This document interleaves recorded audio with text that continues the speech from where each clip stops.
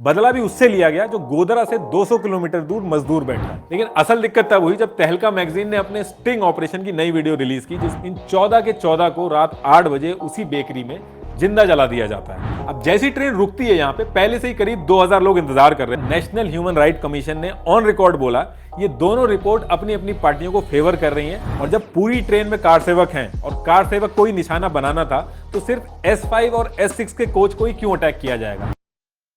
देखिए 2002 में बाबरी मस्जिद और राम जन्मभूमि का जो विवाद था उसको करीब 9 से 10 साल हो गए थे, और इस विवाद से ऑल ओवर इंडिया के जो हिंदू और मुस्लिम ऑर्गेनाइजेशन थे वो किसी ना किसी तरीके से जुड़े थे। ऐसे ही एक हिंदू ऑर्गेनाइजेशन है विश्व हिंदू परिषद, जिन्होंने अयोध्या में फरवरी 2002 में 100 दिन का पूर्णाहुति महायज्ञ करवाया, और इस यज्ञ में ऑल ओवर इंडिया से कोने कोने से लोग आए और गुजरात से भी लोग पहुंचे। यहाँ पे ये जो लोग आ रहे थे इस यज्ञ में, इनको कर सेवक कहा जाता है। कर मतलब की हाथ, और सेवक मतलब जो सेवा करे। बेसिकली कर सेवक मतलब जो अपनी इच्छा से सेवा करना चाहता हो, और कुछ लोग इनको राम भक्त भी बोलते हैं। तो 22 फरवरी को अहमदाबाद से कर सेवक ट्रेन से अयोध्या पहुंचते हैं इस पूर्णाहुति महायज्ञ के लिए। अब 22 फरवरी से इनको अहमदाबाद से अयोध्या जाना होता है, और 26 को वहां से साबरमती एक्सप्रेस से वापस अहमदाबाद आना था। ये जो ट्रेन से आने और वापस अहमदाबाद जाने का टाइम था, इसके बीच में कई सारे इवेंट्स हैं, तो उसे मैं आगे बताऊंगा ताकि आपको अपनी राय बनाने में आसानी रहे। तो कर सेवक अहमदाबाद से अयोध्या ट्रेन से पहुंचते हैं। 25 फरवरी को यज्ञ खत्म होता है, और जो कर सेवक पूरे देश से आए थे वो वापस अपने अपने घर जाते हैं। ऐसे ही गुजरात से जो कर सेवक आए थे वो भी वापस जाने के लिए अयोध्या से साबरमती ट्रेन पकड़ते हैं। 26 फरवरी 2002 को साबरमती एक्सप्रेस फैजाबाद के अहमदाबाद के लिए ट्रेन आती है। इस ट्रेन की कैपेसिटी 1100 की थी, लेकिन इसमें कुछ लोग खड़े होकर भी रहते हैं, तो करीब करीब 2000 लोग थे इस ट्रेन में, और इन 2000 में से 1700 कर सेवक थे। तो सारे कर सेवक एक ही जगह से एक साथ यज्ञ में पार्टिसिपेट करके आ रहे थे। इसमें जो कोच S5 और S6 था, इसमें कहा जाता है कि सबसे ज्यादा कर सेवक थे। ये जो दोनों कोच थे, इन दो कोच के अंदर जो भी हुआ वही आगे चल के पूरे गुजरात दंगों की वजह बना। सारी इन्वेस्टिगेशन और अलग अलग कमेटी की जो रिपोर्ट आई थी वो इस S6 और S5 कोच के इर्द गिर्द ही घूमती है। इस ट्रेन को 4 बजे अहमदाबाद पहुंचना था, लेकिन ये ट्रेन लेट हो जाती है और 6:30 बजे गोधरा से पहले एक जगह है दाहोद, वहां तक ही पहुंच पाती है। और आगे बढ़ने से पहले मैं एक चीज और बता देता हूं कि इस पूरी वीडियो में मैं सिर्फ वही बोलूंगा जो अलग अलग SIT की रिपोर्ट में कहा गया है या फिर पब्लिक प्लेटफॉर्म पे ऑलरेडी अवेलेबल है। कोई भी चीज आप ऑनलाइन वेरीफाई कर सकते हैं, और इनके लिंक भी मैं यूट्यूब के डिस्क्रिप्शन में दे दूंगा। अब दाहोद में जो ट्रेन रुकती है, यहां से अलग अलग थ्योरी है। एक थ्योरी है कि क्योंकि बाबरी मस्जिद को लेकर गुस्सा था और इतने कर सेवक एक साथ ट्रेन में आ रहे थे, तो ये मौका था बदला लेने का, इसलिए आग लगा दी गई। ये एक थ्योरी है। दूसरी थ्योरी है कि दाहोद में एक चाय वाला कोच S6 में घुसता है और उसे घुसने नहीं दिया जाता है। उसके बाद उसको जय श्री राम बोलने को बोला जाता है, और उसको लेके लड़ाई होती है। आगे चल के ट्रेन दूसरे स्टेशन पे पहुंचती है, तो वहां लोग हमला कर देते हैं इनके ऊपर और S6 में आग लगा देते हैं। अब तीसरी थ्योरी ये है कि इसके पीछे पाकिस्तान के ISI का भी हाथ है। उस एरिया के जो स्लीपर सेल थे जो पाकिस्तान से आए थे, उन्होंने जानबूझ के ये सब चीजें करी ताकि वहां का माहौल खराब हो। देखिए कहानियां और भी हैं, लेकिन ये जो 3 थ्योरियां हैं, इनको CM या फिर PM या फिर SIT या इन्वेस्टिगेटिंग टीम जो थी, इन्होंने ऑन रिकॉर्ड या फिर कहीं ना कहीं बोला है, इसलिए मैंने सिर्फ यही 3 स्टोरी बताई है। तो ये जो 3 थ्योरी है, इन 3 थ्योरी में से कोई भी एक थ्योरी आप पिक कर लीजिए, और आगे चल के ये देखते हैं कि उस ट्रेन में हुआ क्या। अब इसके बाद ट्रेन गोधरा पहुंचती है। वहां पे कुछ कर सेवक उतरते भी हैं, कुछ सामान भी खरीदते हैं, और गोधरा स्टेशन से जैसी थोड़ा सा आगे बढ़ती है, ट्रेन की चेन खींची जाती है, वो भी मल्टीपल टाइम खींची जाती है। और ये जो चीज है ये कंफर्म्ड है। ये चीज जो वहां का ड्राइवर था उसने भी कंफर्म की, और जब इन्वेस्टिगेशन हुई तो जितने भी मैकेनिकल डिवाइसेस थे उससे भी कंफर्म हुआ। अब जैसी ट्रेन रुकती है यहाँ पे, पहले से ही करीब 2000 लोग इंतजार कर रहे थे, और ऐसा नहीं था कि पूरी ट्रेन को इन्होंने टारगेट किया। इन्होंने सिर्फ कोच S5 और S6 को ही टारगेट करा। कोच S5 और S6 पे पत्थर फेंके, घरेलू हथियार से हमला किया। इन दोनों कोच के गेट और विंडोज जो थे वो कर सेवक बंद कर लेते हैं, फिर इसमें आग लग जाती है। जब तक फायर ब्रिगेड आती है 59 लोग जल के मर जाते हैं उस कोच के अंदर, जिसमें 22 मेल, 27 फीमेल और 10 बच्चे थे। अब इसके बाद 4:30 बजे ट्रेन जो जली हुई बॉडी थी कोच में, इनको एज इट इज लेके अहमदाबाद पहुंचती है। गोधरा का एडमिनिस्ट्रेशन ट्राई करता है ऐसा ना हो, बट उनकी मानी नहीं जाती है। ये सारी बॉडीज अहमदाबाद पहुंचती हैं।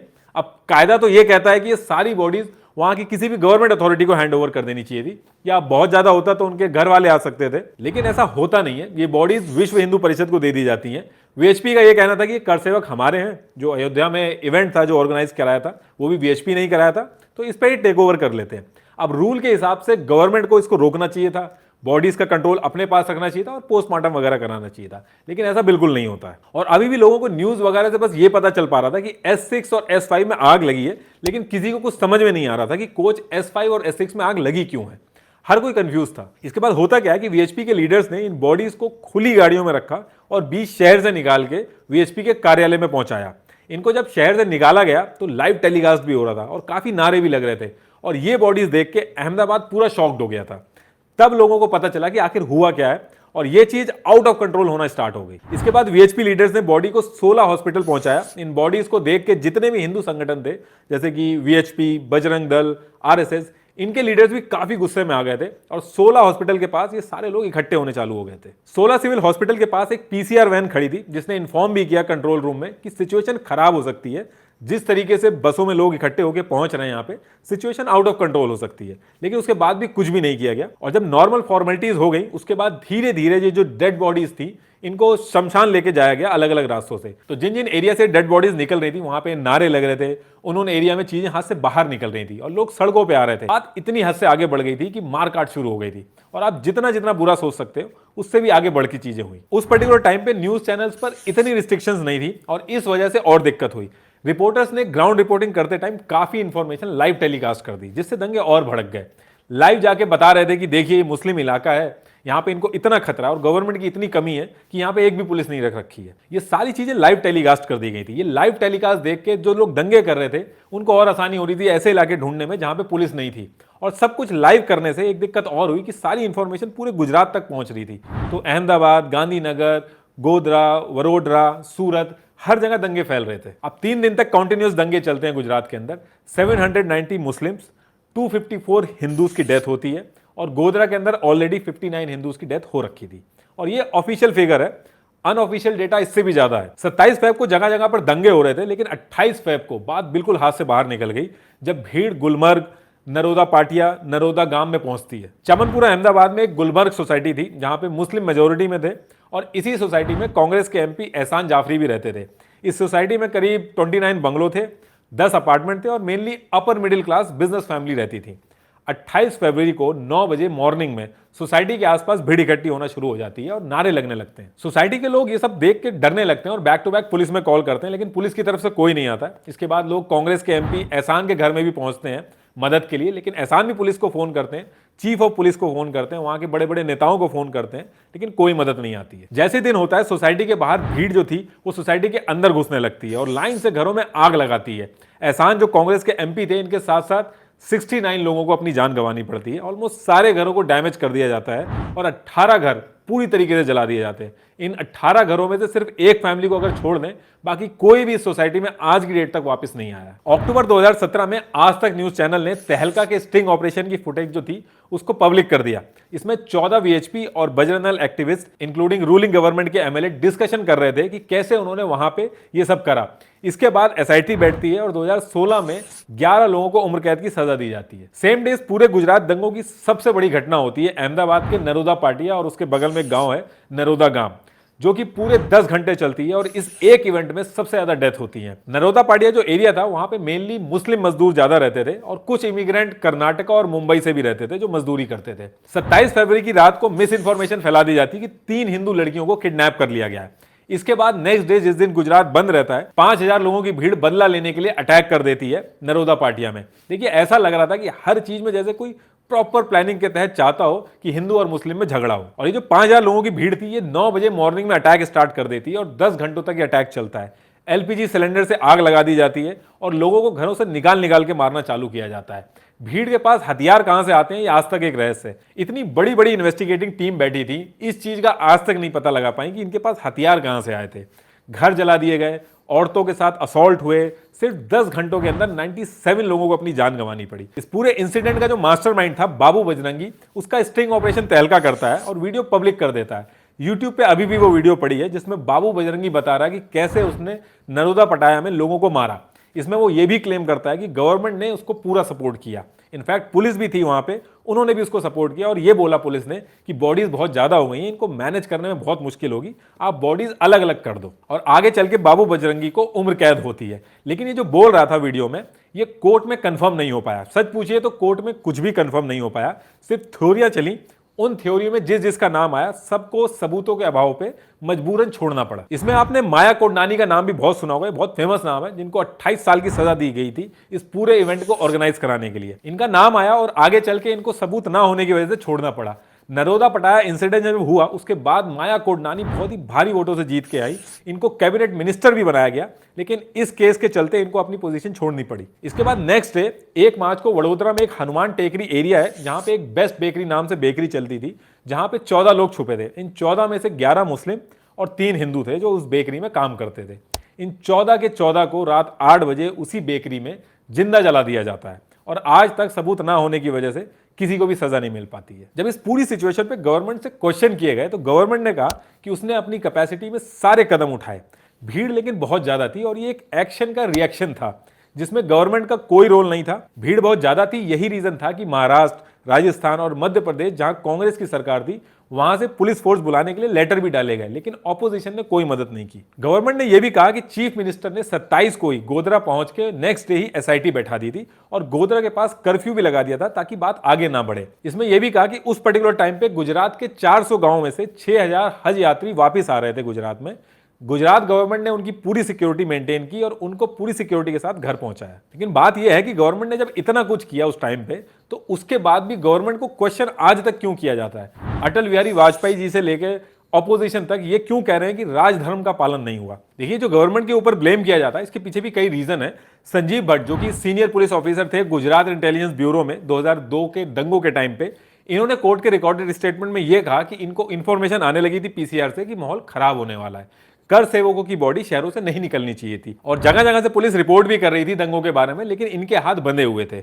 इनके हिसाब से शाम को गवर्नमेंट ने मीटिंग करी जिसमें पुलिस चीफ और ब्यूरोक्रेट्स और सबको यह समझाया गया कि ये एक्शन का रिएक्शन है, 2-3 दिन में लोगों का गुस्सा शांत हो जाएगा, उसके बाद सब ठीक हो जाएगा, आपको बीच में पढ़ने की जरूरत नहीं है। 2007 नवंबर को आउटलुक मैगजीन की एक रिपोर्ट में हारेन पांड्या जो कि उस टाइम के गुजरात के होम मिनिस्टर थे, उन्होंने कन्फेस किया कि 27 फरवरी की रात को उस मीटिंग में वो भी थे जहां गवर्नमेंट की हायर अथॉरिटी उनको बीच में ना पढ़ने को कह रही थी और आगे चल के किसी अननोन ने उनका मर्डर कर दिया जिसका आज तक पता नहीं चल पाया। गुजरात दंगों की जांच के लिए जो टीम बनाई गई थी, जो एसआईटी गठित की गई थी, उस पर भी बहुत सारे क्वेश्चन उठे। गुजरात गवर्नमेंट ने इस चीज की जांच के लिए स्पेशल इन्वेस्टिगेटिंग टीम बनाई, नानावटी कमेटी, जिसको गुजरात दंगे और गोधरा कांड दोनों की एक साथ जांच करने को कहा गया था और इस कमेटी को लीड कर रहे थे सुप्रीम कोर्ट के रिटायर्ड जज जीटी नानावटी। जब सिख दंगे हुए थे तो उस टाइम पे अटल बिहारी वाजपेयी जी ने इनको ही अपॉइंट किया था। उस टाइम पे इनकी बहुत बात हुई थी क्योंकि इन्होंने फॉर्मर पीएम नरसिम्हा राव तक को पूछताछ के लिए बुलाया था, लेकिन जब गुजरात दंगों की बात आई तो इन्होंने गवर्नमेंट अथॉरिटी में से किसी को भी समन देके पूछताछ के लिए नहीं बुलाया और सबको बिना पूछताछ के ही क्लीन चिट दे दी। तो इस चीज को लेकर भी गवर्नमेंट को कई लोगों ने क्वेश्चन उठाया कि आपने अपने करीबियों को इन्वेस्टिगेशन के लिए रखा है। लेकिन असल दिक्कत तब हुई जब तहलका मैगजीन ने अपने स्टिंग ऑपरेशन की नई वीडियो रिलीज की जिसमें अरविंद पांड्या जो कि council for the Gujarat government थे, उस टाइम पे वो वीडियो में बोल रहे हैं कि टेंशन की बात नहीं है, नानावटी कमीशन में जितने भी लोग हैं वो गवर्नमेंट के खास आदमी हैं, जो भी रिपोर्ट आएगी वो गवर्नमेंट के फेवर में आएगी। ये सब तो ब्लेम गेम चल ही रहा था। अब इसके बाद नानावटी कमीशन अपनी 1500 पेजेस की फाइनल रिपोर्ट 45,000 शपथ पत्र और 1000 गवाहों के स्टेटमेंट के साथ कोर्ट में सबमिट की, जिसमें गुजरात गवर्नमेंट, आरएसएस और बजरंग दल के जितने भी एक्टिविस्ट थे इन सबको क्लीन चिट दे दी जाती है। और नानावती कमीशन की इन्वेस्टिगेटिंग रिपोर्ट में यह भी बताया गया कि गोधरा में जो ट्रेन को जलाया गया था ये एक प्री प्लान्ड इवेंट था जिसके मास्टरमाइंड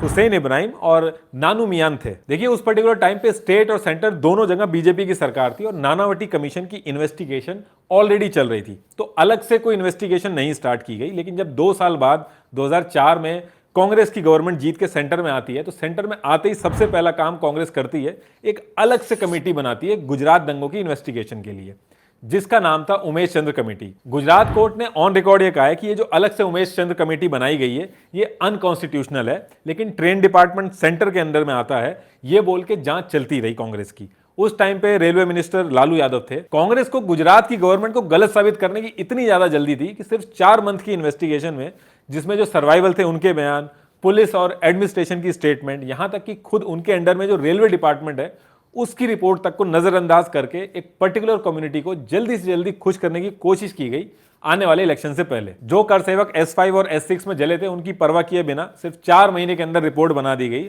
और रिपोर्ट में वही आया जो कांग्रेस के लीडर पिछले 2 साल से बोल रहे थे।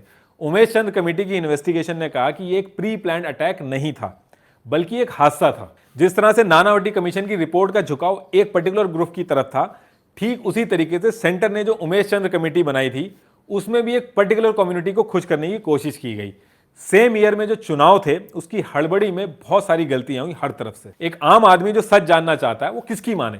नानावटी कमीशन कहता है कि ये एक प्लान्ड अटैक था, वहीं दूसरी तरफ उमेश चंद समिति कहती है ये एक हादसा था। इंडिया के टॉप इन्वेस्टिगेटिंग ऑफिसर एकदम अलग अलग बात बता रहे थे और कोइंसिडेंस देखिए, दोनों इन्वेस्टिगेटिंग कमेटी ने अपने अपने फेवरेट लीडर का वर्जन ही रखा कोर्ट के सामने। ये सारी चीजें देखने के बाद नेशनल ह्यूमन राइट कमीशन ने ऑन रिकॉर्ड बोला ये दोनों रिपोर्ट अपनी अपनी पार्टियों को फेवर कर रही हैं, जो कि बहुत ही बड़ी गलती है। इसके लॉन्ग टर्म इफेक्ट पड़ते हैं सोसाइटी पे और लोगों का विश्वास हटता है लॉ एंड ऑर्डर से। अब देखिए, ये जो दोनों कमेटी थी ये अपना अपना वर्जन बता रही थी। इसके अलावा एक इंडिपेंडेंट जांच और हुई जिसका नाम था कंसर्न सिटीजन ट्रिब्यूनल।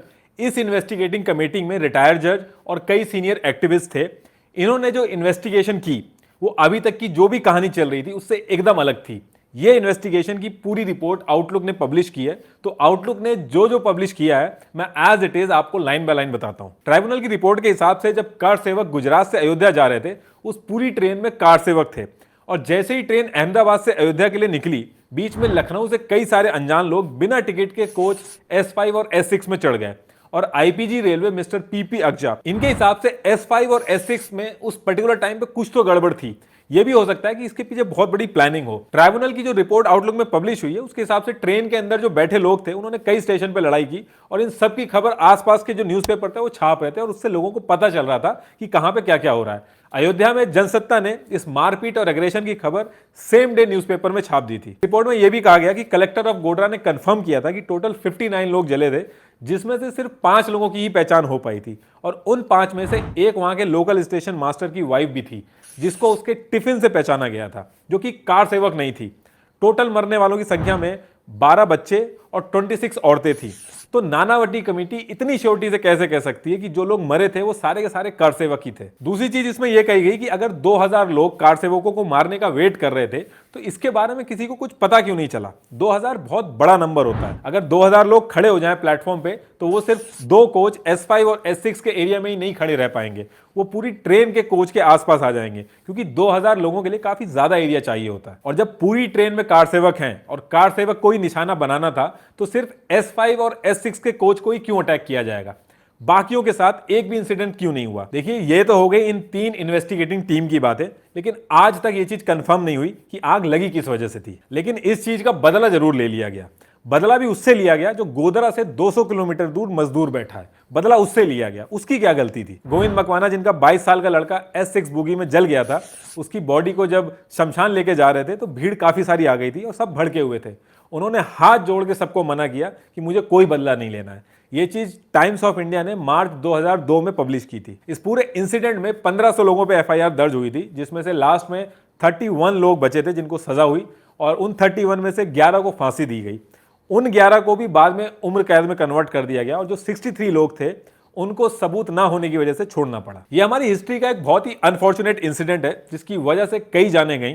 इस तरह के इंसिडेंट से हमेशा सबक मिलता है कि कैसे ऐसी घटना कभी ना हो दोबारा। अगर आपको भी हिस्ट्री में हुई इंसिडेंट्स और ट्रेजेडी के बारे में जानना पसंद है तो मैं आपको कुक्कू FM पे एक ऑडियो बुक रेकमेंड करना चाहूंगा जिसका नाम है भोपाल गैस ट्रेजेडी।